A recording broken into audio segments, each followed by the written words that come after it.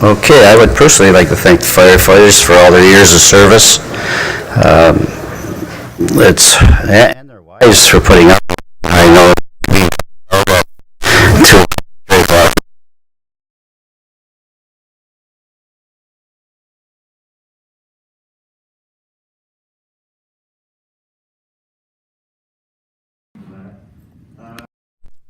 I have three delegations tonight, and I'll remind the delegates that you have 15 minutes to speak.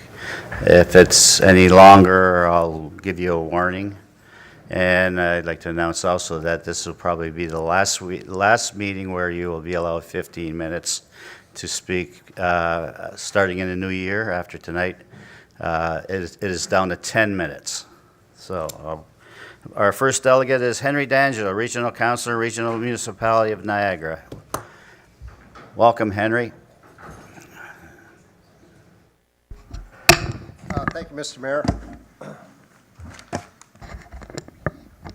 First of all, I want to thank you for the opportunity, you and your council, that I'm allowed to speak here this evening. And I, too, would like to echo the same comments you had, Mr. Mayor, regarding our firefighters. I thank them and appreciate all the work they do in our community, keeping the lives of the community of Thorold safe and also all the property within our jurisdiction. So, Councilor, can you speak right into the microphone? usually I don't have a problem talking loudly, but okay.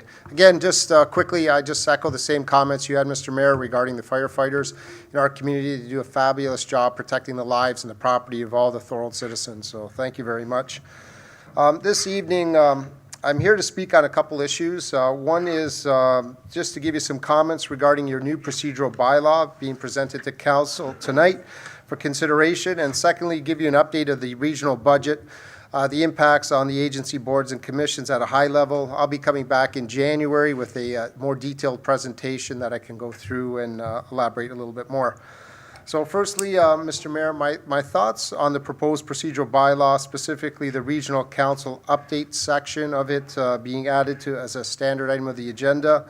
So while preparing for my comments, reading section 8, which is the council agendas, I also took the opportunity to review the complete procedural bylaw through the lens of my experience as the past mayor, chair of NRH, Niagara Regional Housing, past chair of the police board, and chair of numerous committees at the region and community organizations. So I was able to suggest some best practices. So what I did is I like to commend the clerk, Donna Del Vecchio, for the work she's done to improve the procedural bylaw that needed an update. I believe the last version was 1996, if I'm not mistaken. That's right. So over 20 years, so great, because I know you incorporated a lot of good items from the Municipal Act and also from best practices. So I had an opportunity to meet with her this morning, and I made a few suggestions, and I know she was looking at some of them, incorporating them into the new bylaw, so I thank you for doing that. I do also support adding the regional council update to the agenda. This formalization will make it easier for to update council, because it'll be on the agenda every time. And I did speak to a few members of council to find out how often and how detailed of an update they want from the regional councillor. I was able to talk to a couple before tonight's meeting, but I will endeavor to get feedback from all the councillors. I don't want to come here every meeting and speak for 10 minutes and then have questions that delay your meeting time, because I know you have other pressing priorities, but I do want to make sure that council is informed of what's going on at the region through myself or through you, Mr. Mayor, because you also sit there. So I definitely will follow up with the councillors that I haven't spoken to regarding how often they would like to see the regional councillor here. Those are my comments on the procedural bylaw. Now I have a few comments on the 2018 budget that we passed at Regional Council, letting Council know, if they haven't read in the paper, that the budget is going to be at 2%, which met Council's guidance, and that's after assessed growth has been applied. As I mentioned earlier, I'll be making a presentation in January with more details regarding the budget and how it impacts Thorold, but I just wanted to highlight some of the other items of the ABCs and how that came through the budget process. ABCs are the agency boards and commissions. Starting with Niagara Regional Housing, it met the 2% guidance, so it met Council's guidance. It's going to be an exciting time for affordable housing. A lot of things have happened just recently. On National Housing Day, November 22nd, we held a forum, which was streamlining process for new development. So we're working with the development community. We're working with all stakeholders.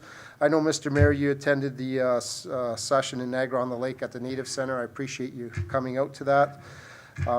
So that was interesting and also informative for those that were there. They showed some new builds, and one of the neat ones that I saw there was a container building. They take shipping containers and they're converting them into modular type homes. That's something that's been looked at here in Niagara, and I think that's going to have some potential of easing the affordable housing shortage and reducing the wait list. Also, I just wanted to mention that we're building on Carlton Street in St. Catharines, not Thorold, the 85-unit affordable housing that Niagara Regional Housing is building. It's progressing as we speak. I believe the second story is up now. They're moving forward. It's progressively moving forward on time and on budget so far, which is great to hear, because I think the anticipated opening of that is the end of 2018. So hopefully things continue to move in that direction. That's going to contain 64 one-bedroom units, 8 two-bedroom units, and 13 accessible units. They're going to be coming off our list that we have, which is a centralized waiting list. So people that are on there from Thorold are eligible to move into that facility if they so choose. Because a lot of times what happens is those that are on the affordable housing waiting list, especially rent geared to income, they can ask for what community they want to go to. They can put a priority, but if their secondary community does come available and their name is on the list, they are offered a spot. Also, we're waiting at the region for the alternative service delivery report, which is potentially going to have an impact on how affordable housing is delivered by the Niagara region. That hasn't come forward yet. It's a document being produced by Ernst & Young. I think it's flowing through the chair and co-chair at the present time of the committee, but it will be coming out shortly, and I think there'll be some discussion on that. And also, the great news that we heard on National Housing Day was the National Housing Strategy announced by the federal government. The details have not been finalized, but I know that's going to provide an opportunity to move forward on different projects that I know Niagara Regional Housing has, and also working with the providers like Thorold Nonprofit Housing. We're really trying to work with all the stakeholders to make sure there's availability and opportunities working together to come forward with some good practices. And just recently we saw that the Bethlehem Place in St. Catharines partnered with Pantera through the Niagara region, providing some funding for affordable housing to be built in downtown St. Catharines. So we're looking from the region standpoint and also from Niagara Regional Housing standpoint, we're looking at different ways of accelerating the amount of units that can be built out there to attack the waiting list that keeps growing constantly every year. So I think there's some great opportunities out there. And I know many of the councillors during election time spoke of affordable housing being a key priority.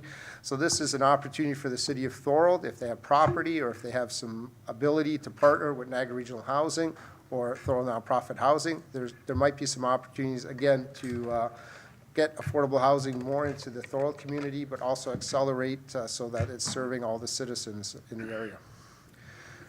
That's the next one I just wanted to highlight briefly was the Niagara Peninsula Conservation Authority. They didn't come to present their budget at Regional Council until they were directed to by a motion by our council. That's the first time in at least 10 years that I know of being on council. They've never come and presented. This was the first time. They did come and present. What happened and what we learned is that Regional Council doesn't have any jurisdiction over the assessment that's applied to us.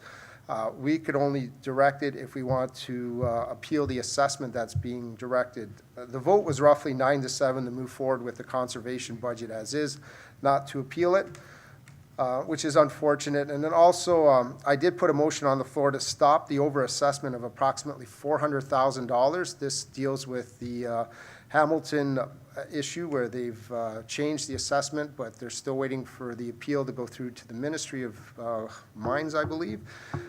So every year that we give over $400,000 to the MPCA, which they just put into a reserve account, I felt and many other councillors feel that it should be kept at the region until this issue is resolved.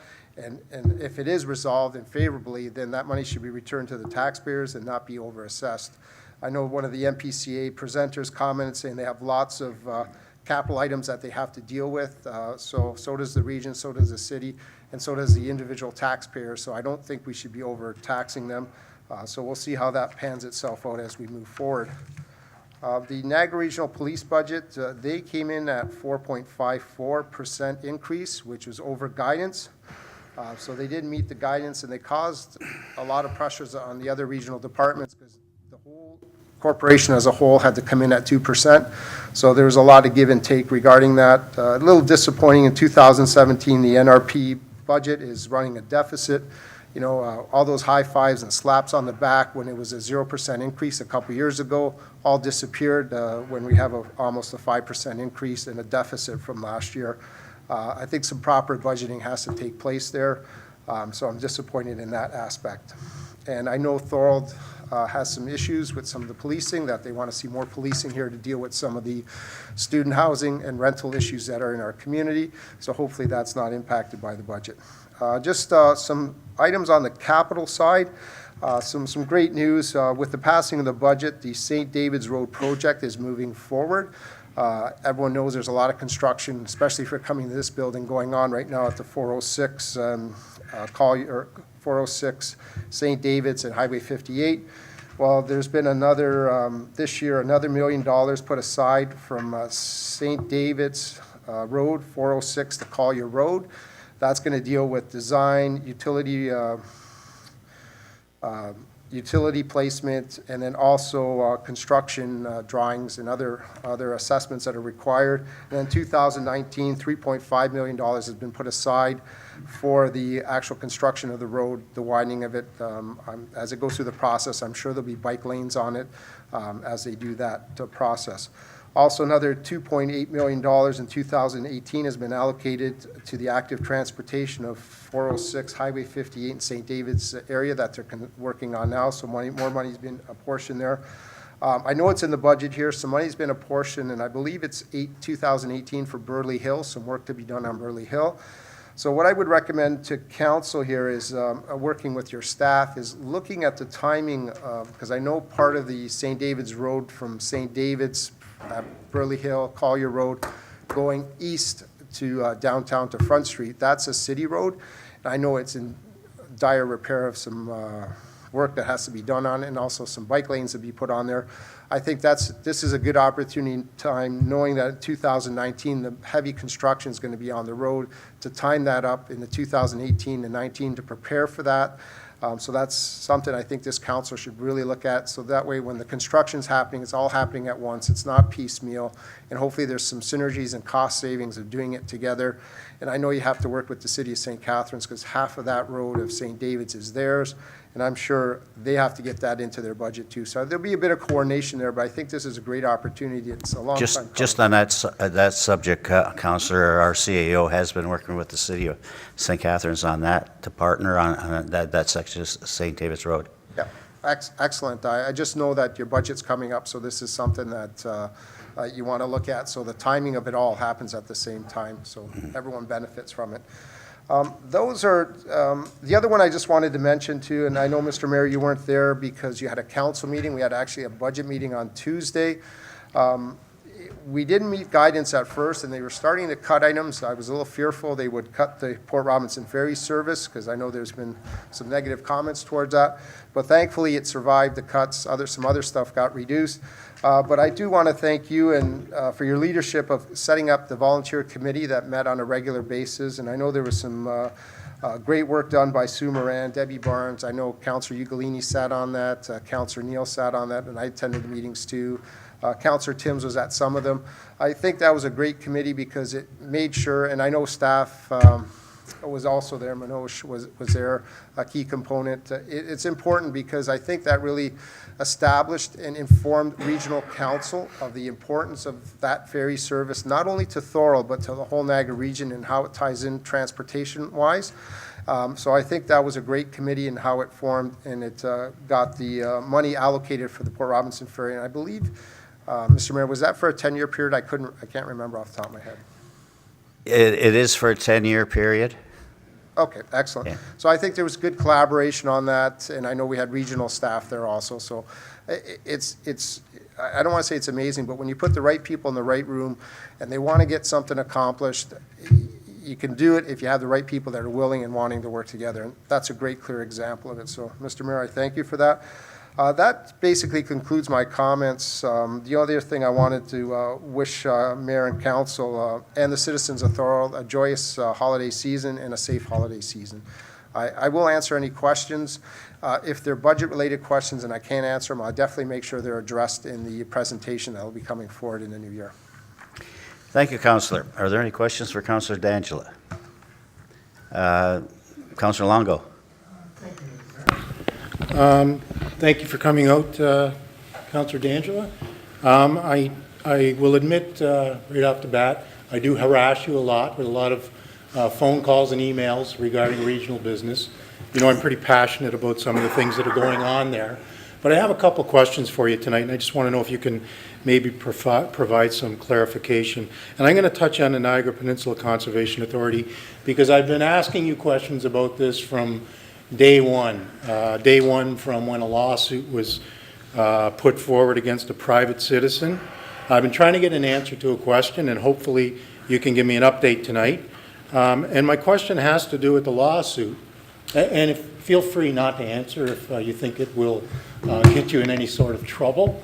And I don't want to get myself in trouble either. But there was a lawsuit put forward against retired Air Force Major Ed Smith. It was put together by both the Niagara Peninsula Conservation Authority Board, I believe they directed a lawsuit, and also one by Carmen D'Angelo. And my question pertains to the lawsuit by Carmen D'Angelo. And I've been trying to get an answer and been unsuccessful to this point. But could you tell me if the Niagara Peninsula Conservation Authority has funded that lawsuit? You did pose that question to me last week. I sent it off to the chair of the Niagara Peninsula Conservation Authority, through Mr. Chair. And they did respond this afternoon. I did get an email regarding that. There was a letter addressed to you, so I don't know if you have received that email in there. But it indicated at this point in time that they paid the cost associated with the lawsuit for Mr. D'Angelo. I believe he was not, at the time of the lawsuit, or when it went to court, I believe he was not an employee. He may have started out as an employee when the process started. I don't know about the timeline, but the costs were covered by the Niagara Peninsula Conservation Authority. Okay, and in that letter or correspondence, Mr. Chair, if I could just add also in that letter, I know you asked me that specific question, I forwarded it to the chair. They also recommended that we go through our citizen liaison person, which is Mickey DeFrouche. So if council has any questions, you can still direct them to me. I'll send them off. I don't have a problem with that. Yeah, I want to be fair to you. So maybe you can clarify that point for people who don't know. The City of Thorold has a representative on the Niagara Peninsula Conservation Authority Board, and he's not a politician, correct? That's correct. But most other Niagara municipalities have politicians on that board? Yeah, the way, through you, Mr. Chair, the way it works right now is at the beginning of after each election and the beginning of each new term, the agency boards and commissions have appointments. The Niagara Peninsula Conservation Authority has a representative from each of the municipalities in Niagara. Now, they can choose to put the mayor on it, or the mayor can choose to sit on it, the regional councillor could choose to sit on it, or we can delegate the authority to the local council to select an individual to sit on it. The past 2 terms, or the 3 terms I've been there, I've always waived my opportunity to sit on it and passed it along. The mayor, last term and the previous term, has also done that. So we've waived that and sent it to this council to select an individual. So then what happens is when City Council is selecting all their committees, that's one of the ones that individuals can apply to at the beginning of the term. It's for the 4-year term. Mr. DeFrouche applied for that. He was selected. He had sat on it in the past, and he's the representative for the City of Thorold.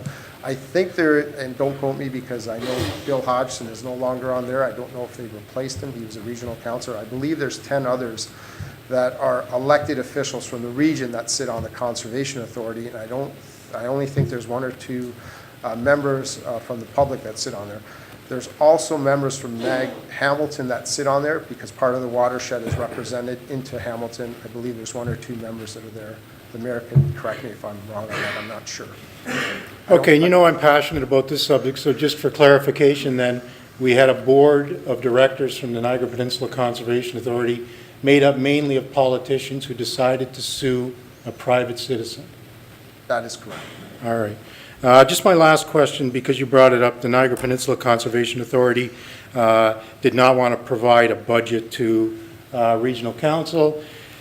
Yet you mentioned that all the citizens of Niagara have been handing off too much money to the authority.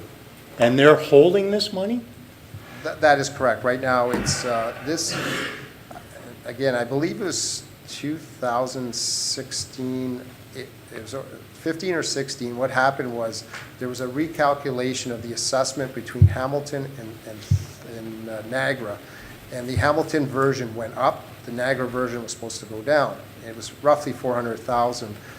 What happened was, because it was being appealed by Hamilton, in the wisdom of council, they continued to pay the 400,000 to the Niagara Peninsula Conservation Authority, and then they allocated it to a reserve at this point in time because they're pending the outcome of what happens with the Ministry of Mines and Natural Resources. I believe they're ruling on it if the assessment calculation is correct. So Regional Council, I guess in its wisdom, decided it's better to have an authority hold our money than us hold it ourselves. That was a recommendation from their board. I know there's numerous councillors that disagree with that, but unfortunately, when you have, I believe, 10 members of the board that sit on council, they're going to probably support the decisions that they make at the board. Okay. Thanks for your answers. Okay. Are there any other questions for Councillor D'Angelo? Councillor, I have just one question going back to regional housing. Yes. What is the size of the regional housing waiting list? If you can give me that answer or ballpark, it would be fine. I believe it's around 5,000 families that are on the list, Wow. which represents, I think, 8,000 or 9,000 individuals that are waiting for affordable housing. Okay, that's all I wanted to know. Okay. Thank you. Yeah. And thanks for your presentation. Yeah, and again, if councillors have any questions in between my presentations, they feel free to contact me by email or by phone. I'll try to get back to you with an answer as quickly as possible. Or if there's a concern or a problem regarding regional issues, again, I'll work to help rectify that as quickly as I can, also working with city staff. Good. Thank you. Okay, thank you.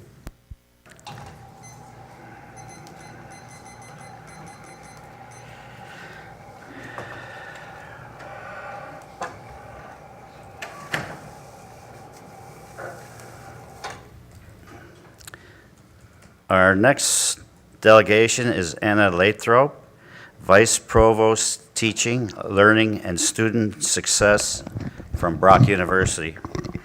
Welcome, Dr. Lathrop.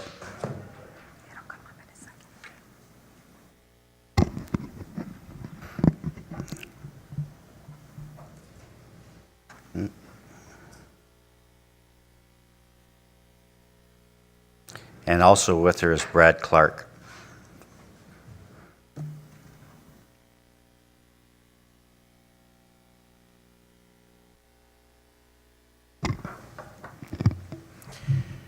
Good evening, Mr. Mayor and fellow councillors. Thorold, I appreciate the opportunity to be able to speak to you this evening. And as the mayor has introduced myself, again, I'm with my colleague Brad Clark.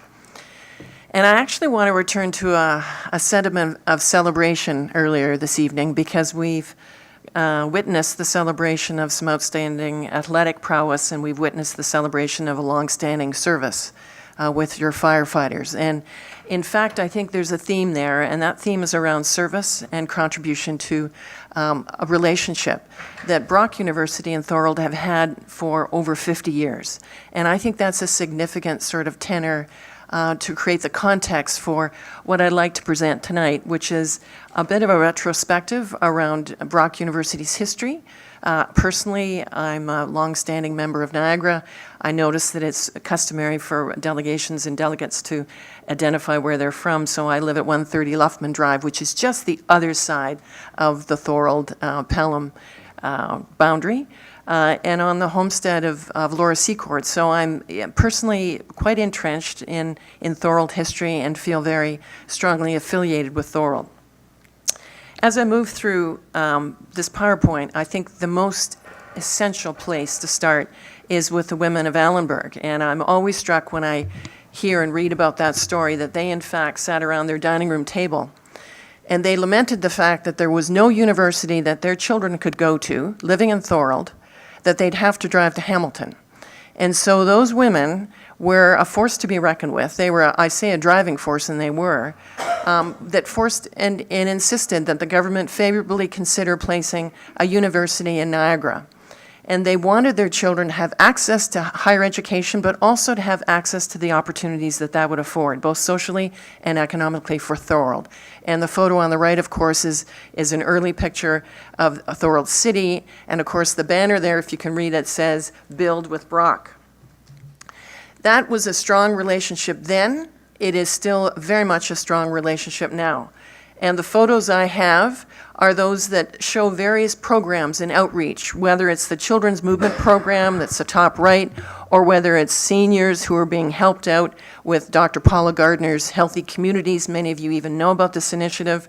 Or whether it's our SIMI, our School of Business, that has reached out in training for post-secondary and when employees are looking for higher management training. So clearly, Brock serves. When we look at our student co-op placements alone, we've employed over 110 students who've been located with top Thorold employers like Walker, Niagara Region, Bethesda, Landmark Solutions, Pastone, Tax Services, Norgen Biotech, and there's an interesting story there. Niagara Economic Development, CAA, Resolute Forest products. So our student co-op placement is significant. It brings economic drivers. It supports our student experiential learning, and it brings capacity to Thorold generally. The other very important area, too, are student internships. So these are not paid placements, but rather, in many cases, volunteer. Our therapeutic recreation students intern at the Brain Injury Community Reentry Program. Physical education and teacher education students, and many I have taught for over 20 years in kinesiology, and I know these students and their placements at Richmond Street School. Our nursing students at Henderson Pharmacy, Public Health, and Thorold Detention Center. Geography student interned at the City of Thorold Planning Department. Kinesiology student at ELO's Foot Comfort Care, and sport management students who intern at Thorold offices at the Niagara River Lions. In addition to the co-op and the experiential placements, there are a host of opportunities where we invite the community to come. On-campus programs, the Special Needs Activity Program, that's for children with special needs. We have participants from over 7 Thorold schools. The Children's Movement Program, and again, I was instrumental in the foundation of that outreach, and many of the mothers in the area were very blessed to think that we had somewhere to take our young children. Mine went there. Serves Thorold and Niagara community residents. The Center for Health and Well-Being, and I'll show you a little bit more about that work. Fascinating work with seniors, individuals who've suffered from spinal cord injury. From 70 to 80 residents are currently members of the Center for Health and Well-Being and get cardiac rehab there. The Center for Lifespan Development, again, this is an outreach of our social sciences faculty. They work on community engagement, on age-friendly initiatives, the Spark Leadership Summit for young individuals who are transitioning from high school into university to develop their leadership skills. Our leadership training, 12 City of Thorold staff have received professional development through Brock Center for Innovation Management and Enterprise Education. That's through our Goodman School of Business. And then there are our off-campus programs, and I made reference to living not far from the St. John's site, which I drive past every day home, in which I know personally the students who are placed there, and I see many students, some of which who are Indigenous, come in from the Niagara Catholic District School Board to have outdoor education experiences. The Developing Healthy Communities Through Their Eyes, again, as a reference to Dr. Paula Gardner's work. This is fantastic work. She takes her students, and I've seen them into nursing homes. They work with seniors, and let's face it, all of us in this room, I'll speak for myself, we're getting there, and we want to know that we're going to have good healthcare facilities and excellent students, interns, and professionals who will care for us. The other piece is service and contribution, and here the university's mission is twofold. It's teaching, learning and engagement through our courses and our students, but it's also through research. And here depicted a little bit, actually at the bottom, you'll see the Center for Health and Wellness and a really unusual but outstanding outreach to the community for those people who are suffering from debilitating diseases. Again, it's Dave Dieter's work through our kinesiology faculty, and he works with people also, aging people with balance issues, but also spinal cord injuries. And then the other photo on the bottom left, a chap by the name of Adam, a grad student, who does his site work in chemistry in the Thorold area and was quite instrumental in finding, discovering a biting mite, a mite that would actually attack livestock and carry disease with it, and of course have detrimental effects on our agriculture. Just a few high-arching sort of community-engaged research projects. Brock biologist Yosef Haz-Amand founded the Thorold-based biotech firm Norgen Biotech, which produces tools that preserve human blood, urine, saliva, and other samples without need for refrigeration. The other highlight here, the Brock child and youth researcher Lauren McNamara launches the research project in conjunction with the Canadian Tire Jumpstart, which contributed $230,000 over 4 years to make recess more fun and inclusive for children at Prince of Wales School. As a matter of fact, I was just reading in the Brock News last week, our concurrent students were, and you probably saw this in the news, again at the Prince of Wales School. They were delivering Christmas greetings and outreach support for the children there. So our students are touching your schools, your industries, your community. A few quick high-level facts around economic and social impact. Thorold is home to more than 1,135 Brock alumni. More than 300 Brock employees reside in Thorold. Nearly 2,000 students live in Thorold. 111 students, hometown they call Thorold, and they graduated this year. And 6 Thorold Secondary School graduates have received the Brock Principal Scholarship since 2015. This has been a long relationship. It's a strong relationship. We need to continue to work at the relationship. And I would say in the last several months, I've had the pleasure to accompany the president and speak to the mayor and many of you on council around where we are and where we'd like to go, building a stronger relationship. This is critical to Brock. It's important to you. It's essential for our students. It's a win-win for all of us. Just as an historical note, we've had an existing commitment to neighborhood relations since 2004. In fact, Brad tells me we were one of the first town and gown to establish. You probably know this. Brock's off-campus living office provides service that includes welcome and education, off-campus housing assistance, and community follow-up in the event of a neighborhood disruption. Speaking to the future, we are committed to new collaborations. We have opened up those collaborations with the mayor. We are in the process of discussing a Brock-Thorold MOU. We are speaking about the following items: an offer of a multi-year financial commitment made by Brock to support enhanced NRP services in Thorold, and I believe our previous deputation made reference to some concerns in that area around funding. The second piece, we will enhance student residence capacity. This might be on campus, this might be off campus. And again, I've been privy to discussions with the mayor and the president around these possibilities. It's important to consider. Third, enhanced communication. And here's a case where perhaps if both sides take some responsibility, I'm happy to say in my position, I need to do more, and I will commit to do more around telling good news stories of our students, because I'm not quite sure we have done that, and we need to. The residents of Thorold, I would say, are entitled to know.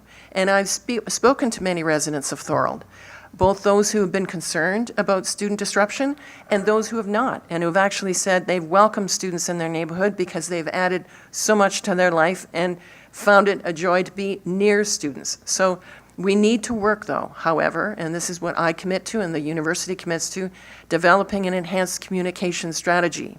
In our very productive deputation with the mayor this past week or two, We met as a senior administrative committee, and we will try to formalize, and indeed will formalize this. And that will be in association of Brock University, the City of Thorold, the NRP, and those 3 areas, which will cover issues of policing, by law enforcement, and from our perspective, student code of conduct. Those are the 3 critical areas. Number 4, develop a Brock University Community Standards Protocol. We have in fact done that and presented it to the mayor, whereby we formalize reporting between Thorold and the NRP. This is critical that we track this, and we are committed to do that. 2, we create a mechanism for off-campus outreach, follow-up, and mediation in cases of resident complaint. This is another area where we can work collaboratively together so that the residents of Thorold and the Brock University students, who are also residents of Thorold, can better understand each other, their respective perspectives, and how to live in harmony and support one another. In this outreach program, we have a 4-level intervention framework, which, yes, in cases of high escalation, hooks directly to our student code of conduct. There are conditions in which Brock and our student code of conduct can take action and will. However, the important message here is to recognize everyone has responsibility in order to ensure that this connection between Thorold and Brock students and Thorold residents is harmonious and remains that way.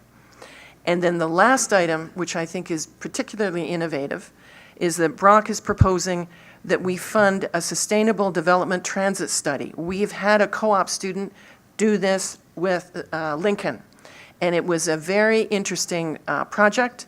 It yields some very interesting information, and it can probably be most helpful as we work together around the most efficient, effective, and inclusive transportation issues that are critical for both.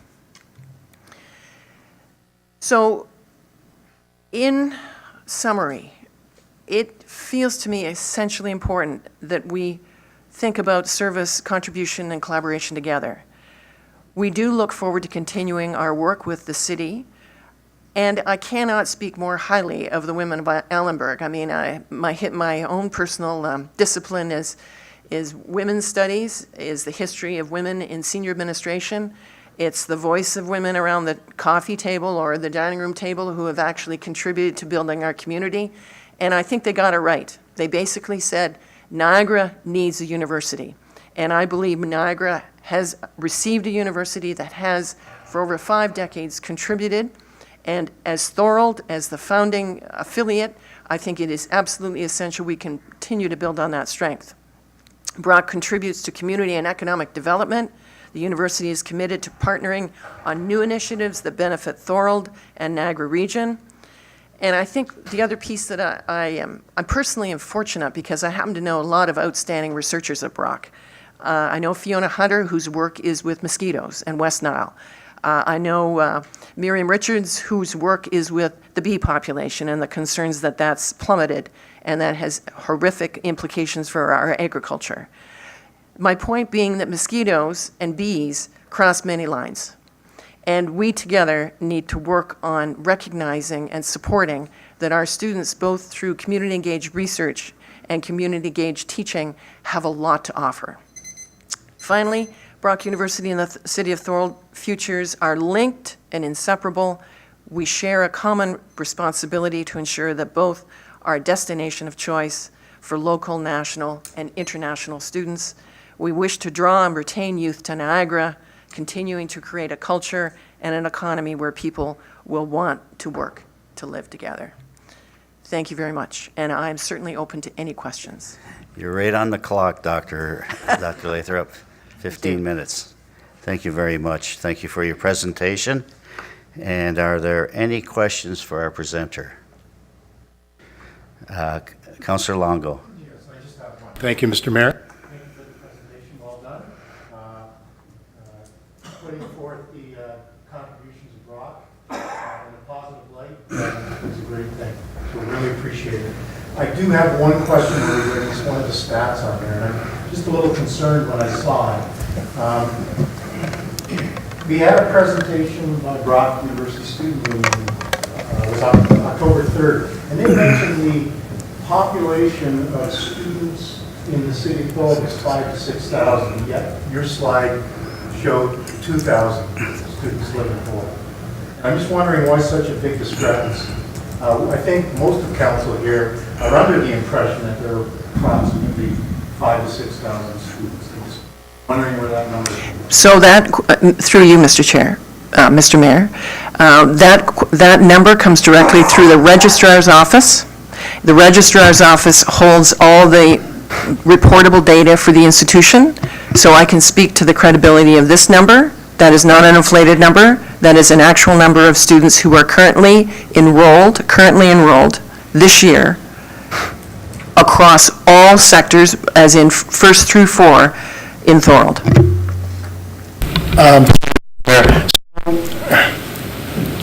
Are you saying that all students have to register and say where they live and give an accurate indication?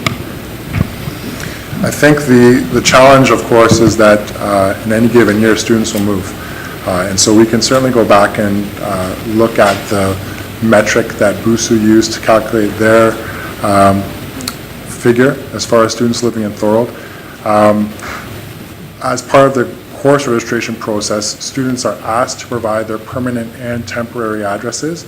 And so it's possible that that might be where there's some discrepancy, because of course we're all familiar with the LOFT project just to the south here, and there's upwards of 1,000 students who live in there and who would, I imagine, call Thorold, their temporary address.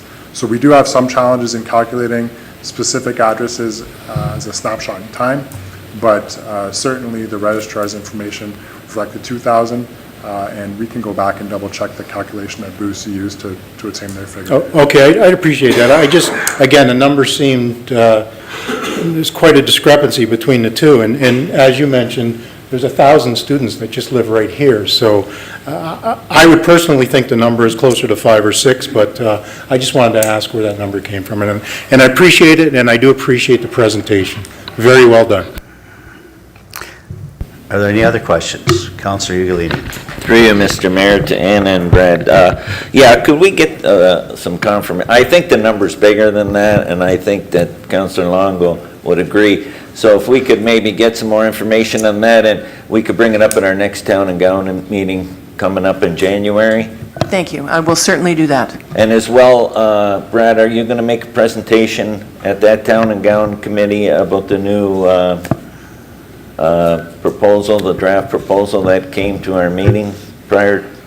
Yes, at that next Town and Gown meeting, I'll speak about the neighborhood relations protocol. The neighborhood issue. Which Anna referenced in her presentation. We'll give more detail to the Town and Gown committee as well. And I just want to thank you again for your presentation, because we're dealing with a lot of student issues and we're making headway. And we had some serious issues, but there's a lot of good news stories in the community. And that message has to be balanced and get out there. And I can say also that my daughter does work for Norgen Biotech, so that's a good news story. Thank you. Again, are there any other questions for our presenters? I'll just let you know, after conversations with Dr. Lathrop and Dr. Farron over the recent period of time, I'm going to see if there's an appetite for a conversation on the bus routes on Winterberry to remain in place till the end of April. And at the end of April, they will be removed. So I will bringing that forward under a notice of motion. Okay, thank you. Thank you very much for your presentation.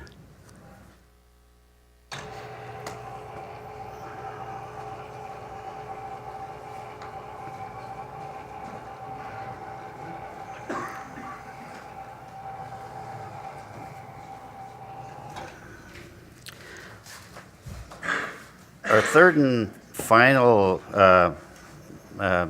delegation is from the town of West Lincoln. We have Councillor Trombetta, who will be making a presentation to us with regards to increasing the composition of regional council. Welcome, Thank you, Mr. Mayor, members of council, members of staff, Mr. CAO, and members of the gallery. My name is Jason Trombetta, Councillor, Township of West Lincoln. Tonight with me also, I have to my right is Councillor Chichuk, the Township of West Lincoln, and to my left is Councillor Rayner, Township of West Lincoln. Thank you for allowing me to speak tonight, everyone. I'm coming to you tonight to speak tonight on increasing the composition of regional government. This process the West Lincoln Council is embarking on alongside with our local area municipality partners is not about more governance, but rather it's about increasing our level of service for the municipality experiencing tremendous growth starting in the year 2017. Mayor Joyner's request to add a regional councillor is a directive of West Lincoln Council and will benefit the residents of West Lincoln, as it will provide the required representation at Regional Council to properly address West Lincoln's issues and, more importantly, properly represent our constituents. The Township of West Lincoln will be facing tremendous growth during 2018 to 2022 term of council, right through 2041, with a projected growth of 29,460 and almost 10,000 new jobs. Economic development, planning, and water, sewer, building of roads, and the creation of complete sustainable community is the top mind in West Lincoln, requires additional representative to properly address these issues. The Greater Niagara Chamber of Commerce has indicated that a complete review should be undertaken, and I agree with that. We understand Mayor Joyner's request to add a regional councillor to help him represent his constituency of the regional council, and we know to do so would bring West Lincoln's representation in line with what we would expect given the relative size of their population. In short, adding another elective representative from West Lincoln absolutely 100% does equal better governance around the horseshoe, simply because there will be another set of eyes and ears at all committees and council meetings to digest the volume of material. I would hope all mayors from Lincoln, Grimsby, Port Colborne, Niagara-on-the-Lake, Pelham, Fort Erie, and Thorold, who already have a second representative, would say that a regional councillor would say that an additional regional councillor is not beneficial to the constituents of their prospective communities. Quite simply, the workload and reading is simply just too much for one regional representative. I know personally, seeing the volumes of reading material that regional councillors have to consume in a 3-week period, these prospective regional councillors' input is invaluable to the citizens of Niagara. As the GNCC letter states, West Lincoln is the right to explore a governance structure to the best supports the ambition goals of his council and the Council of West Lincoln. Councillors, at this time, you can help West Lincoln achieve its goals and become more efficient in the deliverance of responsibility governing by approving this bylaw tonight. Now, moving forward, Thorold councillors and executives of the GNCC, we give you our word that West Lincoln will show leadership by asking for change in the composition of regional government in the term of 2018 to 2022. But right now, we need your help in West Lincoln. We see the addition of one regional council representative as a start in the right direction. Please, let's work together as family. Thank you, Your Worship, members of council. I'd also like to say, to wish all of you a good holiday this next couple weeks coming up, and Merry Christmas to all staff and obviously members of the gallery. And thank you very much for listening to us and coming here tonight and making this presentation, Mr. Mayor and members of council. And I'll open it up to any questions. Thank you, Councillor Trombetta. Are there any questions for Councillor Trombetta? Councillor Longo. Sorry, Mr. Mayor, I'm on a roll tonight. Why? I do have a question. Thank you, Councillor Trombetta, for coming and Thank you, presenting. I Councillor appreciate it Longo. very Thank much. As you could hear from a few previous comments of mine, I have some issues lately with the regional government, so No problem. don't take this personally. No, Your township, it is nothing personal against your township. Absolutely. I just have a problem, and I'll state it quite clearly, with the number of elected representatives, number of politicians like me and you. Correct.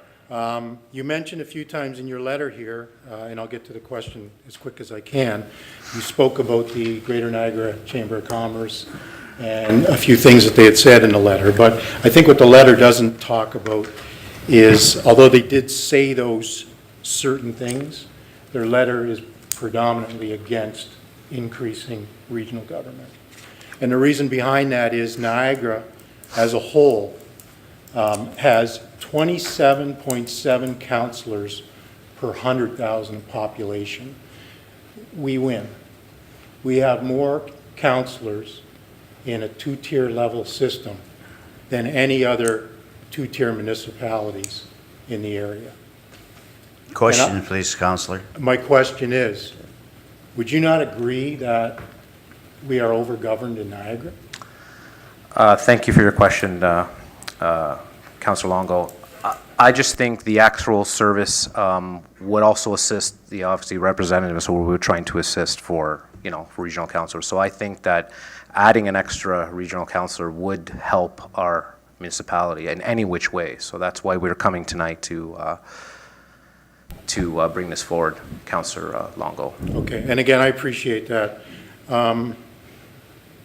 You mentioned in the letter that governance review would be in order. I guess my question, what do you think ideally regional government would look like after a governance review? You know what, maybe I'll ask a colleague of mine to assist me with this question. Maybe she has a good idea. Absolutely. Councillor Chichuk? If you don't mind, Councillor Longo. Not at all. Not at all. Thank you, Councillor Trombetta. And Councillor Longo, the balance of council is for you, Mr. Chair. I would say that it would be imprudent for us to talk about what regional council would look like, because that's a decision that would be made through regional council in the next term of office. But what I would say is that if you look at other regions, Peel, Halton, and York, all of them have looked at governance and have chosen either double direct to regional council and or reduce the size of their councils, or more appropriately distributed those votes in Peel between Mississauga and Brampton, and also with Caledon. So that's a decision that should happen after a full-scale understanding of what would serve Niagara best, and I don't think that we should be the ones to try and do that. We would certainly endorse a full-scale governance review for Niagara in the future, because it would be appropriate, but that can't happen until after. And the only thing we could do to get our second voice at this time was to ask for that second voice. Governance will take a much longer time, and we would certainly endorse that next term. Okay, thank you very much. I appreciate your comments, and I will, I guess, save my comments when we bring up the item later on. Thank you, Councillor Longo. Appreciate Thank you. it. Are there any other questions? Councillor Payon. Thank you. Through you, Mr. Mayor. Thank you for your presentation. Thank you, Councillor. It's a pleasure to meet the three of you. Thank you. I hope to come over and visit you sometime. I just had a question about your handout. It says here that by 2041, there will be a projected, the wording was projected growth of 29,460 people. Correct me if I'm wrong, but the 2016 census said that the population was about 14,500, just under 15. That's correct, yeah. 15. So are you saying that by 2041 you will be up to 29,000, about 30,000, or a projected growth, therefore 45,000? We'll be up to 29,000. Okay, so not a projected growth. Yeah. It'll be 30,000 in 23 years. My other question is your main argument for having an additional councillor based on per capita representation, in other words, representation by population? Is that the main argument? Because you talk about population quite a bit, and so if you could clarify that before I go on. It was just, it's also, like I said, just for better representation at regional council. Obviously, our constituents are mainly important to us, and that's why we want to add this seat. I know if my colleague to my right would like to add some more as well to that question by councillor. I'm not sure if I help or hurt what it is to understand, but in fact, with West Lincoln poised to take a little more growth in the next horizon of growth than we had assumed would happen in the previous places to grow and urban boundary reviews that happen throughout the region. There are a number of master plans, and I think my colleague touched on it earlier. There's the economic development, there's the master plans for roads, bridges, services, hard and soft, that need to be reviewed. Those are regional projects. I'm not talking about the work that we would do locally. And to ensure that we're doing it right, to make sure that all the roads are in place so that growth can happen appropriately in West Niagara, and specifically West Lincoln, which happens to be the largest geographic landmass in West Niagara. We're hoping that we can have a second voice, a second pair of eyes and ears to hear and be able to attend to all of those various meetings where these studies will be undertaken and reviewed. Thank you. Just a follow-up. So if I understand you correctly, what you're saying is that it's because of the tremendous growth and the level of work, the workload that needs to be done, not necessarily the population. It is also in fairness to the population for what it is that Niagara region actually provides counselors for today. Would we suggest that in future, if the ratios were to change, that we would be supportive of adopting them? I would imagine we would still have 2 seats, but I would imagine that overall the seat shift would occur throughout the municipalities, the 12 municipalities. So today, it's about workload, but it's also about fairer representation of West Niagara and specifically West Lincoln. And just my final question. I know in the last term, Thorold considered, at least we didn't end up passing it, but we discussed the idea of dual representation, a counselor that has dual representation. And I know St. Catharines has discussed this recently. Has your municipality considered a dual counselor? We did briefly, and when the issue came, we are not against double direct or dual. We would support that, but then again, that's the next council that would make that decision. But when it was overturned in St. Catharines, there was no need to further discuss it because the item had gone moot. Thank you. I have things to say, but I'll reserve them during the discussion. Thank you. Okay. Any other questions? Clerk has just informed me that the standard has officially stated that you have got your extra representative. You have triple majority even without our vote. So that's just in the standard right now. I'd like the regional clerk to validate that before we take that on paper. Okay. Our clerk has said we're not there yet. No, But yes, thank you. But it's we in would still- it's in the standard. Okay. That's right. Okay. Thank you, Mr. Just Mayor. let you know that. Thank you, Mr. Mayor. Until it is validated, we'll know then. Great, thank you, Mr. Mayor. Are there any other questions? Seeing none, thank you for your presentation. Thank you, Mr. Mayor, members of council for having the time for us to speak. Thank you.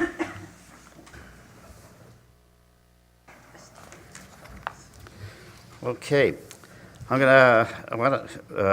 Councillor Neal, I would like to get a motion under communications to move item 3 forward so that people from West Lincoln can go home. Councillor Uglini, all those in favor? That's carried. Okay, City of Thorold, communications and resolutions, City of Thorold. Notice of passing a bylaw to increase composition of regional council, addition of members for Township of West Lincoln. Councillor Neal. Thank you very much, Mr. Mayor. It's moved by myself, seconded by Councillor Ugalini, that the correspondence received from the Regional Municipality of Niagara at its council meeting of December 7, 2017, regarding the following resolution, that the Council of the Corporation of the City of Thorold consents to the passage of bylaw number 2017-108 of the Regional Municipality of Niagara, being a bylaw to increase the composition of regional council by adding an additional councillor for the Township of West Lincoln, be supported. Thank you, Councillor. Are there any speakers to the resolution? Yep, Councillor Longo. I will speak, but I'll be much shorter than I anticipated. Again, nothing against the Township of West Lincoln, obviously. My issue here is increasing the size of government. My issue here is doing it on a one-off basis. I think I know what will happen from here on out. You'll get other municipalities that'll say based on population they'll want more and more councillors. And I just fear that. I think we're going to make regional government bigger at a time when I think we need less regional politicians based on some of the antics that are going on recently. And I will vote against it, but I'm glad we don't have to be the deciding vote that limits what the Township of West Lincoln wants. Councillor Neal, then Councillor Pion. Thank you, Mr. Mayor. I will vote for it, but just because for this particular term of council, I believe that they need the representation. But moving forward and looking at it down the road when regional council deals with it, I hope in the governance issues that they will look at changing the way regional council operates and changes the way that, or the number of councilors that they have on there, because I feel that they have too many. And my own personal opinion is that I think that there should be a regional councilor from each jurisdiction, and that the mayor should not be on regional council. And that's my own personal opinion at the present moment. And so it's a pleasure to pass this particular motion tonight, if it passes. And then we move ahead and have the region look at it more seriously. Councillor Pion. Thank you. Through you, Mr. Mayor. Well, I guess it's a moot point, because I did look up the article, and it looks like it's official. But a couple of things that my previous colleagues have said. The suggestion by Councillor Neal that perhaps having no mayor sit on, I like that suggestion, and having a regional council, that would again reduce your representation to one person on regional council. I do believe 31 councillors for regional government is a bit too much. I believe there should be a review of governance in general for the regional level. And the reason I asked my question previous about population is because most people, when they talk about representation, they talk about per capita representation. They talk about how big is the population and how much representation should you have. I believe there should be adequate representation. Don't get me wrong. I don't want to reduce government to the point where you don't have adequate representation.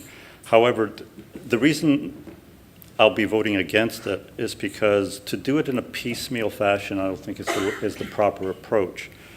We need to review it as a whole, because right now, if we take the approach by looking, let's say, at population, there may be a good argument that West Lincoln needs the mayor and an additional councillor, but with a population of about 15,000, even if we were to say during the next term of council, it would be 20,000, let's say that, you would have one representative per 10,000. And if we applied the same standard, Niagara Region would have 45 councillors. St. Catharines would have the legitimate right to ask for about 5 or 6 more councillors if we based it on population. Right now, Niagara Falls has 4 councillors with a population of about 90,000. It could ask for 9. So I believe there should be a review to improve representation, but I think going municipality by municipality and seeing whether this one needs one more or is not the proper approach. And certainly I don't think we can just look at population, because as I said, population, if you take into account Waynfleet has 1 per 7,000, we would have 70 councillors on regional council if we applied that yardstick. That's all. Thank you. Any more comments? Councillor Sharon. Thank you, Mr. Mayor. My comment is going to be quicker than that. I totally agree with what Councilor Payon has said. I honestly think we need to review the whole process of a regional council. When I look at the numbers, when I look at the comparison to other communities here, and I see the number of people who represent us, 27.7 per 100,000. It makes me shiver a little bit that many people are really necessary, where there are other places where there are 2.5 for the same number of people. So it's not really working. In the days of Mike Harris, when the two-tier government came, it was supposed to make government less expensive. I think we're getting more and more expensive the more people we have on, so I can't support the motion at this time. Are there any other speakers? I will be supporting the motion because as a mayor, I know the workload that I have. I'm lucky that Councillor D'Angelo is there to split the workload. I don't know what Doug goes through in the course of a week when he's alone and he's on 4 standing committees, and I don't know how many other committees that he sits on, but his workload, plus his mayor's work in the community. I sympathize with him. His workload is huge, and that is probably one of the main reasons I'm supporting it. I will be supporting a governance review at the region. We need to make changes. I don't know where those changes are going to be. There's all kinds of rumors out there. There's people who want just mayors. There's people that don't want mayors. There's people who want 4 cities and do away with the region and then go with 4 cities. So there's all kinds of rumors out there, and right now I will be supporting the township of West Lincoln. Thank you. So having said that, I'll call the question. All those in favor? Opposed? 4-3. And my vote is a tie. It's lost. It's lost. So, sorry about that. Okay.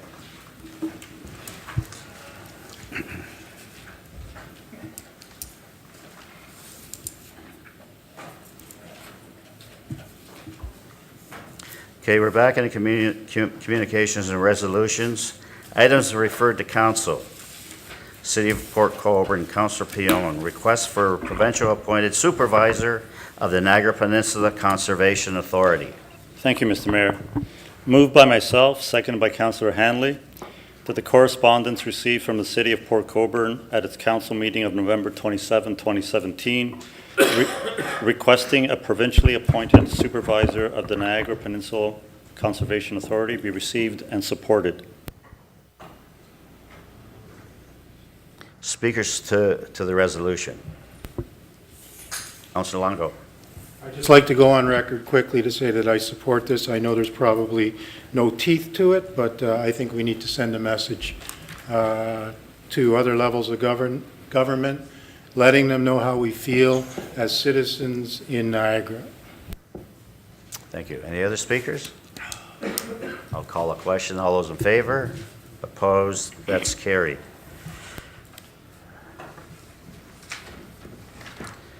Communications and resolutions, Town of Fort Erie. Oh, I'm sorry, I got to call a question, don't I? Okay. It was carried? Town of Fort Erie, Healthcare Services in Niagara Region. And that's Councillor Whalen. Thank you, Mr. Mayor. Moved by myself, second by Councillor Pion, that the correspondence received from the Town of Fort Erie at its council meeting on November 27, 2017, regarding healthcare services in the Niagara region be received and supported. Thank you, Councillor. Are there any speakers to the resolution? Seeing none, I'll call a question. All those in favor? Opposed? That's carried. Minutes from public forum committees. Councillor Pion. Thank you, Mr. Mayor.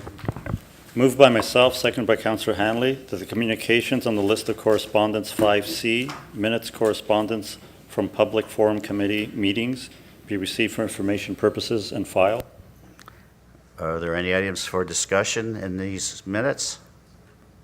Seeing none, I'll call a question. All those in favor? Opposed? That's carried. List of committees, minutes correspondence from volunteer committees. Councillor Sharon. Thank you, Mr. Mayor. Moved by myself, seconded by Councillor Payon, that the communications and a list of correspondence, 5D minutes, correspondence from volunteer committees be received for information purposes and filed. Items for discussion? Seeing none, I'll call a question. All those in favor? Opposed? That's carried. We're into reports. Minutes of the General Committee meeting held on December 5th, 2015. Councillor Longo. Thank you, Mr. Mayor. Moved by myself and seconded by Councillor Whalen that the minutes of the General Committee meeting held on December 5th, 2017 be received and adopted. Are there any items for discussion in these minutes? Seeing none, I'll call a question. All those in favor? Opposed? That's carried. Other business. Councillor Hanley. Thank you, Mr. Mayor. Through you to, maybe to George, this would be, to our Director of Public Works. Yesterday, I'd received some complaints from residents in the Chippewa Street area in regards to an epoxy order on their residence. I guess they had been there doing some work, a contractor putting the liner in the sewer membranes, and I got calls from some residents there in regards that no notification was given and that stuff, and a strong odor. They had to vacate the premises, and they had a concern that why weren't any notices coming forward to the residents notifying them that this work was going on, and that on epoxy, to me, is that stuff is significant, and that stuff, it's a vapor, it's probably flammable, combustible, and it was going in through the people's sewer systems and into their homes. And when someone complained, the contractor basically said to them, well, just go in your house and run the water. It's probably because there's no water in your trap, and that'll stop the smell from going through. But one resident had to go get his mother, who's aged, and remove her from the premises, and he was overcome himself by the fumes in the house from the smell of the epoxy. So I'm wanting to know that if we were to do this work, is there any notification to be given to the residents?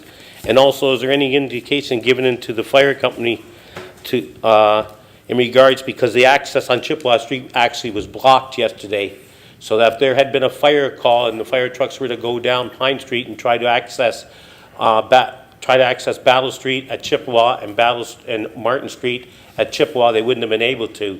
They would have had to go around to Beaver Dams Road and up Martin Street or up Battle Street the back way.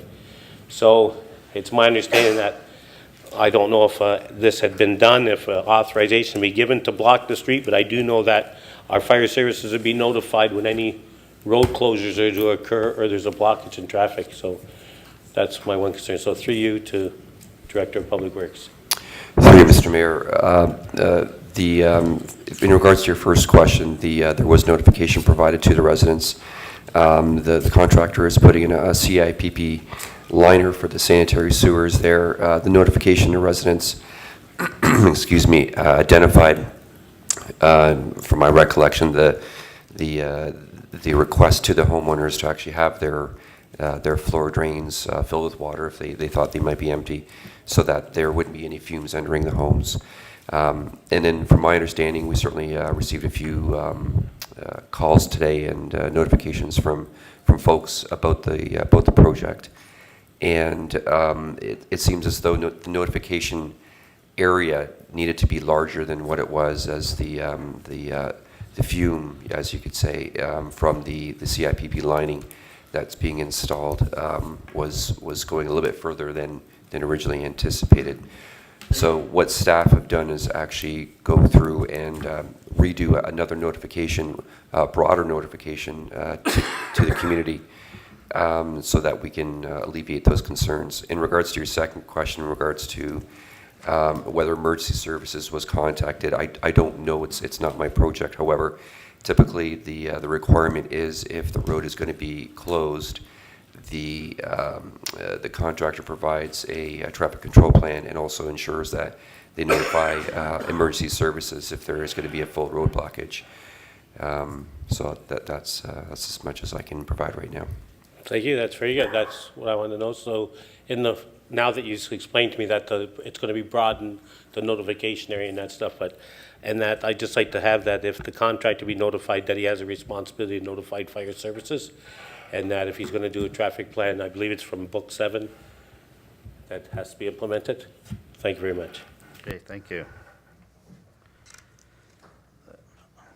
Councillor Ugolini, other business. Yeah, through you, Mr. Mayor, I just want to send congratulations out to Connor Timmins, a player, he's from Thorold, player in the Sault Ste. Marie Greyhounds of the Ontario Hockey League. I'm being selected to the Team Canada junior hockey team that'll be representing Canada in the World Championships in Buffalo over the Christmas break. So kudos to Connor Timmins. Thank you for that. Any other business? Seeing none, I'll move to bylaws. Bylaw number 17-2007, bylaw number 117-2017, and 118-2017. Councillor Hanley. Thank you, Mr. Mayor. Moved by myself, seconded by Councillor Longo, that leave be given to introduce the following bylaw. Bylaw number 117-2017, a bylaw to govern the calling place and proceedings of meetings and the conduct of councillors at council and general committees. Bylaw number 118-2017, a bylaw to permit the registration of a hydro easement on Part 1 of Reference Plan 59R15678, and to stop up and close part of Lot 226 and part of road allowance between Lot 225 and 226, and that the same be now read a first time. Before I call a question, our clerk wants to comment on bylaw 117-2017. I want to thank all councillors and our regional councillor for providing some feedback on our procedure bylaw. There were some minor amendments made as a result of the feedback received, but nothing that changed the intent of the bylaw. So I just wanted to say thank you, and there were a few minors, if you just want to make yourself aware. Okay. Thank you very much. All those in favor? Opposed? That's carried. The bylaw just read a first time and read a second time and a third time and do pass, and that the mayor and clerk do sign and seal the same. Any rule of this contrary to the contrary notwithstanding. All those in favor? Opposed? That's carried. Bylaw number 121-2017. Councillor Ugolini. Through you, Mr. Mayor, moved by myself, seconded by Councillor Neal, that leave be given to introduce the following bylaw. Bylaw number 121-2017, being a bylaw to amend comprehensive zoning bylaw 2140-97 to permit a feed supply warehouse and miscellaneous farm-related retail operations, the subject lands, and that the same now be read a first time. All those in favor? Opposed? That's carried. Moved by myself, seconded by Councillor Neal, that the bylaws just read a first time be read a second and third time and do pass, and that the mayor and clerk do sign and seal the same, any rule of this council to the contrary notwithstanding. All those in favor? Opposed? That's carried. We're into notice of motions. Are there any other notice of motions other than my own? Go ahead, Councillor Hanley. Not a notice of motion, just a question in regards to the notice of motion that you're going to put forward. I just want to see if there's an appetite for a conversation on this 15th. But the problem is, Mr. Mayor, if I can, a point of order, is that we've already passed a bylaw that this is going to take effect January 1st. This is going to be an amendment to that motion. But how can we amend the motion if the motion's already been passed by council, and we're not going to have it presented to council until January the 15th, and our direction by this council was that of January 1st, 2018, the bus route is to cease on Winterberry Boulevard. So we passed bylaw, we've asked council, it was passed unanimously that as January 1st, 2018, the bus services ceases. So now you're going to bring a notice of motion forward on January the 15th.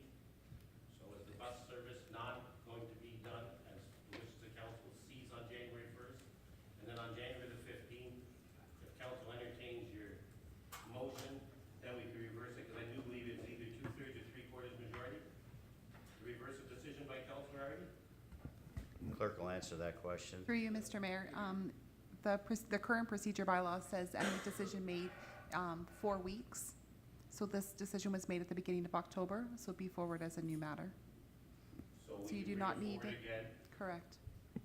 because what, if I just want to say that if that's the case, then we could be bringing a lot of resolutions forward that this council passed and drag ourselves down to the 2018 campaign, because items that maybe a councilor's not happy with, that the decision has been made and the 4 weeks has passed. The clerk will speak to that. I can speak to the changes in our new procedure bylaw. As of January 1st, any motions that are passed are only for that term of council. So because this motion was presented prior to our current procedure bylaw, it would be considered under a new matter. So anything January 1st forward would be just for the term of council. So anything that we pass in 2017, I can bring forward to reverse that decision in 2018?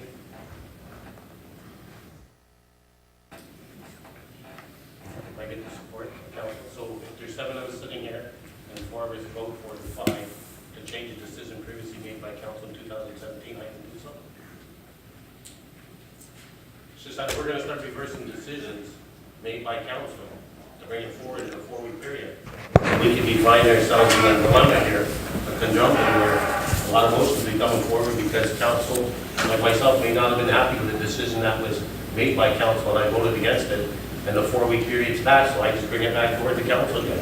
And when we backlog, we overlog with continuous amendments to motions and bringing new motions forward. Because that's exactly what's going to happen. I'll tell you that right now. If I vote for something and I vote against it, 4 weeks later, I will bring the motion forward back again. I will do it continuously in 2018. I try to live by my decisions, and if the decision doesn't go my way, I live by it. Not to keep bringing it back forward after a 4-week period. That's one of my concerns with your motion, Mr. Mayor, is that any decisions that I don't agree with, I will bring motions forward, have them reconsidered in the 2018 hearing. Thank you, Councillor. Again, I'm just only interested to see if there is an appetite for a conversation on the issue, nothing more. You'll have the ability to voice your opinion on the 16th and to vote whatever way you so wish. But in the meantime, the bus ceases operating on January 1st on Winterberry Boulevard, as the wishes by council. We'll see. Okay, Not we'll see, Mr. Mayor. Don't say that. I heard that comment. It's not we see. This council passed the motion. I don't like that comment, Mr. Mayor. We'll see. This council passed the motion unanimously that buses to receive stop operating on Winterberry Road effective January 1st, 2018. So don't say we'll see. That's the wishes of council, and I want to see to it on January 1st that bus ceases operating on Winterberry Boulevard, as the wishes by this council unanimously. Councillor Pion. This may be a minor point, but I just want to point out it wasn't unanimous. Not to counter what you're saying, I'm just... No, you declared, you voted against it. I voted against it. Yeah, so it's 7 out of 8, but sorry, not unanimously. Okay, we'll move on to adjournment. Adjournment, Councillor Neal. Thank you, Mr. Mayor. It's moved by myself, second by Councilor Ugolini, that this meeting is hereby adjourned at 8:24. Or 8:26, I guess it is. All those in favor? Opposed? That's carried. We'll take a 5-minute break before we go into general committee. When you come back, I think a lot of the people in the gallery are waiting for hunting. So if you wanted to move that forward. Yeah, then they okay. could hear. Yeah, remind me to do that. We have...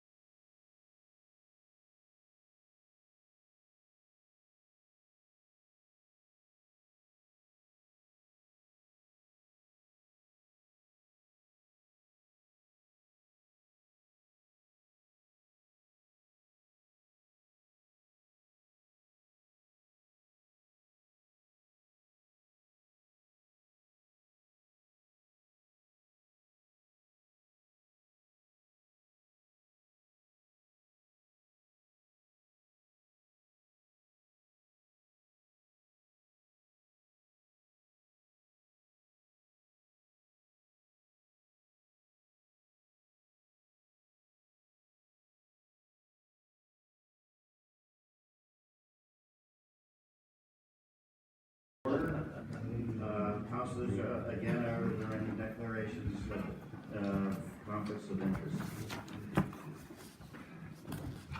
Seeing none, I'll proceed. We have one delegate here tonight, and that's Jerry Gamble, a resident, and he wants to speak to the Clerk's Department report, CC 2017-67. I'll request that report be moved forward. Okay, Councilor Whelm, thank you. All in favor? That's carried. Okay. Mr. Gamble, please come forward.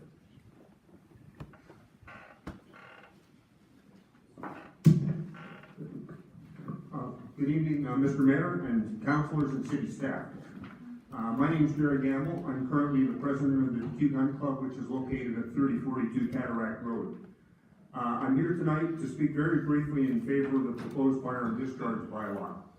The new bylaw, as written, removes many of the inconsistencies and much of the confusion that existed under previous bylaws. By incorporating eventually standardized hunting regulations into the bylaw, it makes it much easier for ordinary citizens to understand and comply with, and should result in far fewer complaints to both law enforcement personnel and city staff. It also clarifies the legality and conditions applicable to firearm discharge at gun ranges, as well as the use of archery ranges, paintball, and airsoft fields within the city of Thorold. I'd also like to take this opportunity to compliment City Clerk Donna Del Vecchio, Deputy City Clerk Joanne Goulet, and their staff for the progressive and inclusive approach they employed in drafting this bylaw. While I'm sure it's taken much longer than they anticipated, I believe that by incorporating input from a broad spectrum of the population, they fairly addressed the concerns of the various stakeholder groups and have drafted a bylaw that is fair and equitable to all parties concerned. Let me close by extending an invitation to all of you to visit our club at any time. Thanks to the efforts of our members who have donated hundreds of hours of their spare time, the club has, over the past 4 years, undergone extensive renovations, of which we're justifiably proud and would be pleased to have you as guests. Thank you for providing me with the opportunity to speak tonight, and I'll be happy to answer any questions that you might have. Are there any questions? Thank you. Just And Merry Christmas, just everybody. thank you for that good message. Thank you.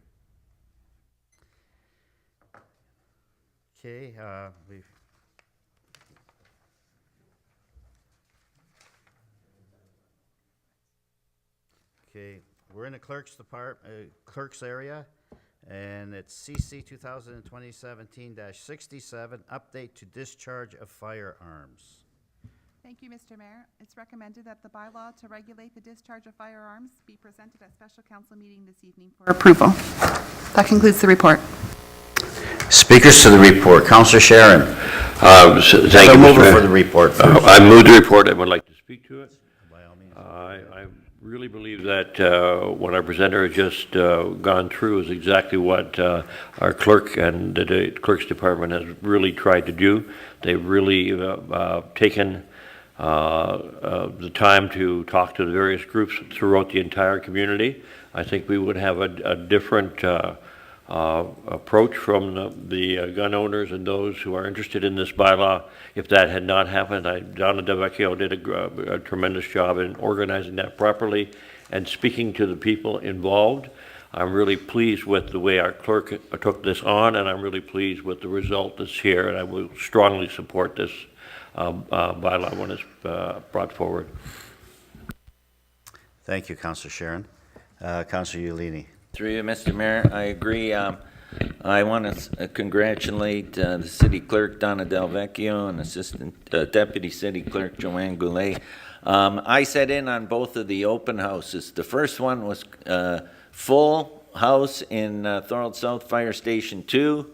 And there was a lot of voice of different opinions that night, which were brought back and incorporated, and the bylaw was changed to incorporate everybody's feedback. And then we had a second meeting here in the council chambers, and there was some other minor issues that were addressed. And it just shows when you get everybody working together, you get good results, and it truly shows that the input was listened to. And it's the same thing that happened with the exotic animal bylaw. We had input and we consulted and the feedback, and we end up getting bylaws that are definitely progressive and good for everyone involved. So I'll be definitely supporting it, and I want to thank the clerk's department. Are there any other speakers? Seeing none, I'll call a question. All those in favor? Opposed? That's carried. I'll move back to the top of the agenda, and in the administration section, CAO 2017-08 Tourism Service Agreement. Yeah, I'll take it.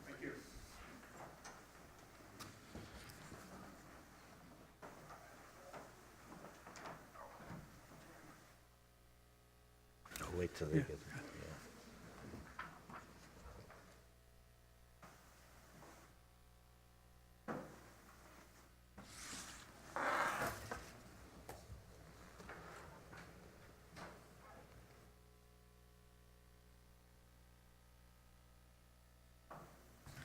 Thank you, Mr. Mayor. The recommendations are that the General Committee authorize the execution of an extension agreement with Venture Niagara Corporation and the Corporation of the City of Thorold to provide tourism services for a period of 1 year commencing January 1st, 2018 to December 31st, 2018, that the mayor and clerk be authorized to sign the subject agreement, that the pre-budget approval of the tourism services budget of $90,000 be approved. That concludes the recommendations. Thank you. I get a mover for the report. Councillor Hanley. Speakers to the report. Seeing none, I'll call a question. All those in favor? Opposed? That's carried. I see Mr. Glenn Gordon's in the room here, and he's waiting for DES 2017-93. So I'm going to ask for a mover to move, Councillor to move that to bring it forward. Councillor Neal. So moved. Thank you. And I'll call this up. DES 2017-93, final approval, Phase 6-10 Rolling Meadows subdivision and lifting 1-foot reserves. And who? Mr. Darbyson? Thank you very much. The recommendations are that the Rolling Meadows Supplementary Subdivision Agreement for Phases 6 through 10 be approved, that the bylaw to enact the execution of the Supplementary Subdivision Agreement be forwarded to a special council meeting this evening for approval, that a bylaw to dedicate the 4 1-foot reserves as outlined in this report as a public highway be forwarded to a special council meeting this evening for approval, and that the mayor and clerk be authorized to execute the bylaws and agreement. That concludes the report. Thank you, Mr. Darbyson. Can I get a mover for the report? Councillor Ugolini. Speakers to the report. Seeing none, I'll call the question. All those in favor? Opposed? That's carried unanimously. And again, I'll move back to the top of the agenda, and I'll go into finance. DF 2017-26, accounts payable, November 2017. Thank you, Mr. Mayor. The recommendation that all accounts payable for the month of November in the amount of $1,352,533.10 be received and submitted to council for approval. Thank you, Ms. Morrow. Can I get a mover for the recommendation? Councillor Longo. Speakers to the report. Seeing none, I'll call a question. All those in favor? Opposed? That's carried. DF 2017-27, insurance renewal for 2018.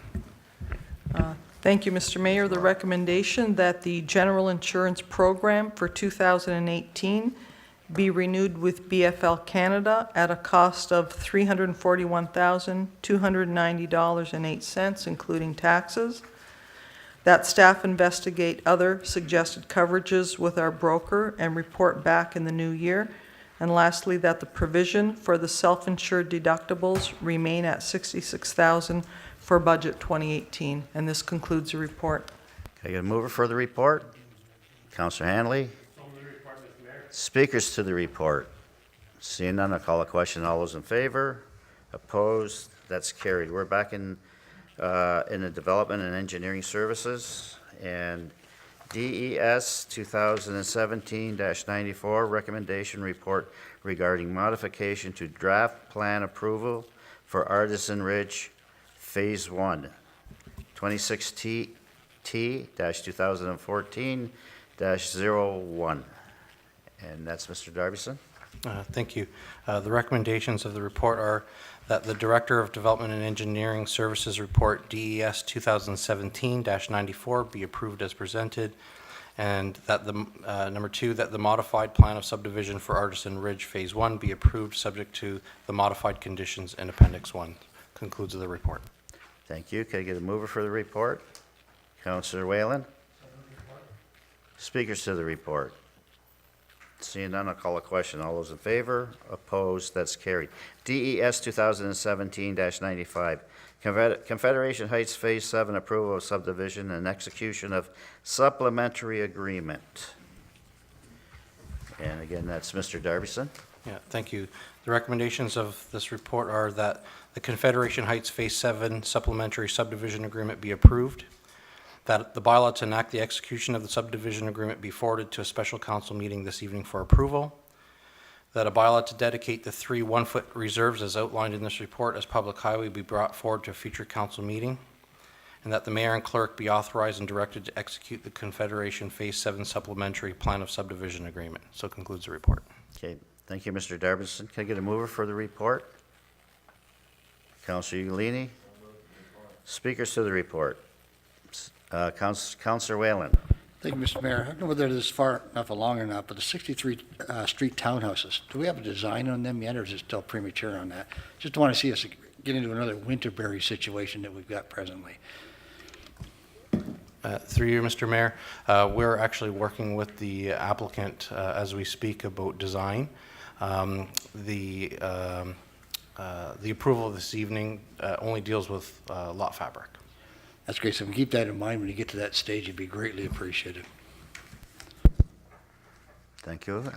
Are there any other speakers? Seeing none, I'll call a question. All those in favor? Opposed? That's carried.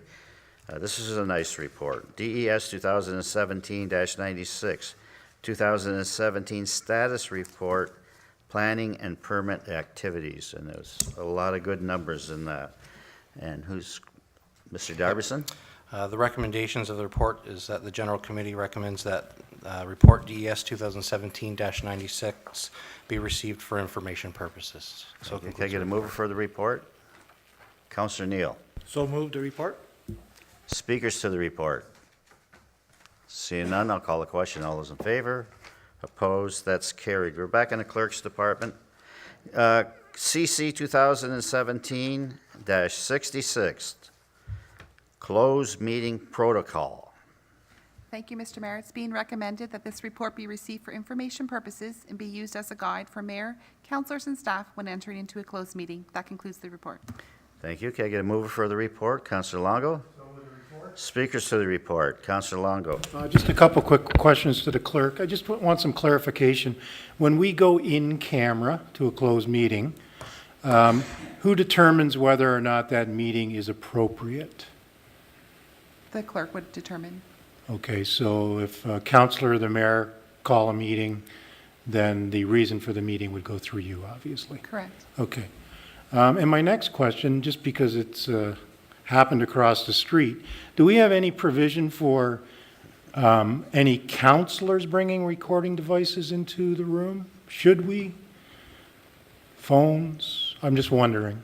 So in our new procedure bylaw, it does say that electronic audio recording will only be permitted by the city clerk. So I understand that. So my question is, do councillors and other staff need to check their devices at the door? What would the requirement be? I believe it would be on the honor system. Just like we're supposed to be honorable in not mentioning what happens behind closed doors. Correct. Thank you for the clarification.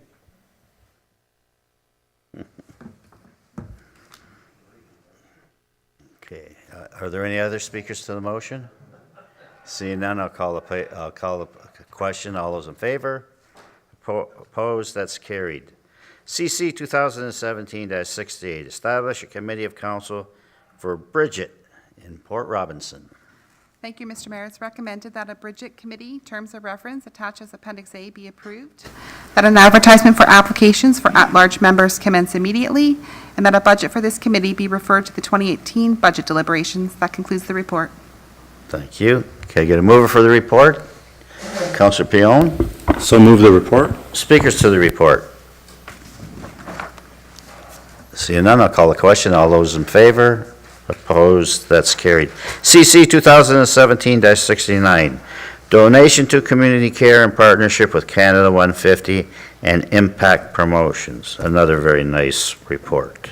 Thank you, Mr. Mayor. It's recommended that a donation in the amount of $2,810 based on a $5 donation for each T-shirt, sweatshirt, or hat that was made to celebrate Canada 150 be made to community care. And that concludes the report. Thank you. Can I get a mover for the report? Councillor Sharon. I move the report. Speakers to the report.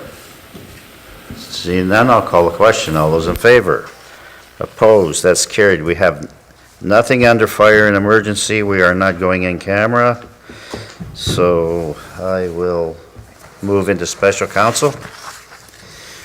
Moved by Councillor Payon, seconded by Councillor Sharon, that we do now rise and enter into special counsel. All those in favor?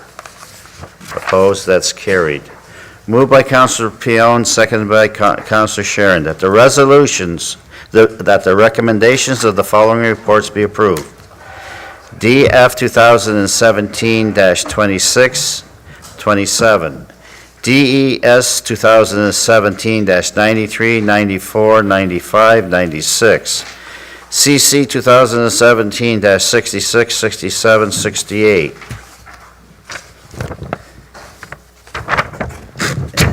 And CC 2017-69. And the Chief Administrative Officer's verbal report, 14 St. David Street West, in camera. Proposed disposition of land. All those in favor? Opposed? That's carried. Moved by Councillor Pion, seconded by Councillor Sharon, that leave be given to introduce the following bylaws. Bylaw number 119-2017, bylaw number 120-2017, bylaw number 122-217, and that the same now be read a first time. All those in favor? Opposed? That's carried.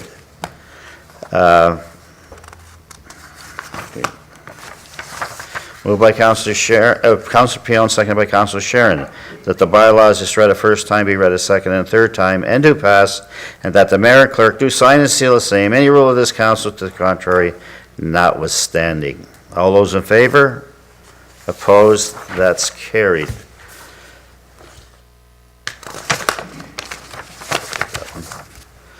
Moved by Councillor Pion, seconded by Councillor Sharon, that this meeting is hereby adjourned at 8:58 p.m. All those in favor? Opposed? That's carried.